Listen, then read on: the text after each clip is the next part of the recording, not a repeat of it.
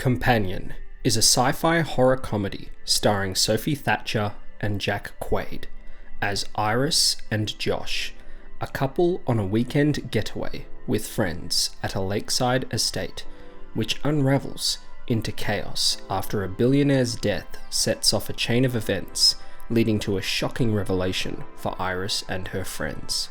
This review will be spoiler-free.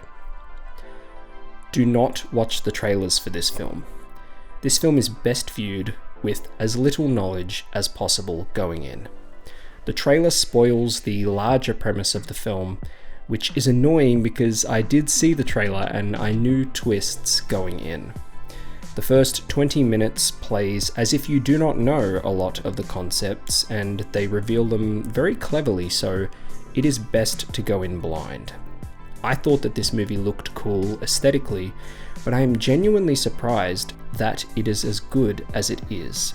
January tends to be a dumping ground for, let's say, less than stellar films, especially when it comes to the horror genre, but this film is a lot of fun. If a film this good is what we're getting in January, then I am very hyped for what 2025 has in store.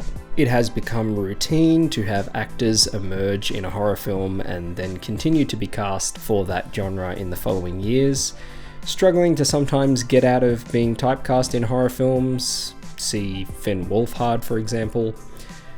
Here we have Sophie Thatcher from Heretic, Jack Quaid from Scream 5, and Lucas Gage from Smile 2.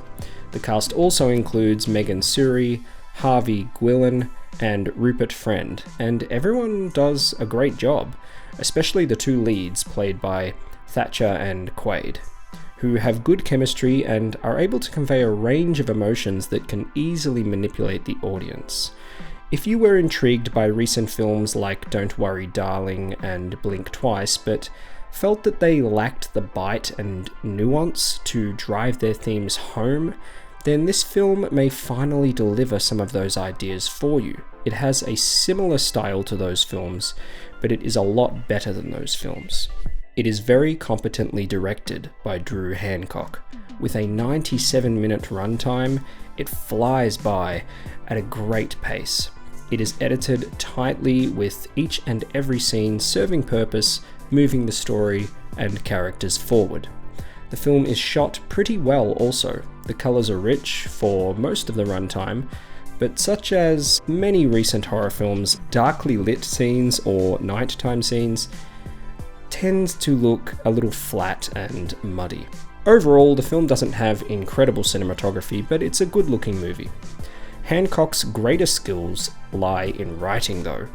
This is a sharp, witty and thoughtful screenplay that had me chuckling throughout.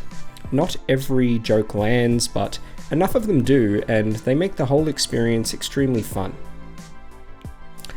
I was genuinely surprised and impressed with many elements of this script.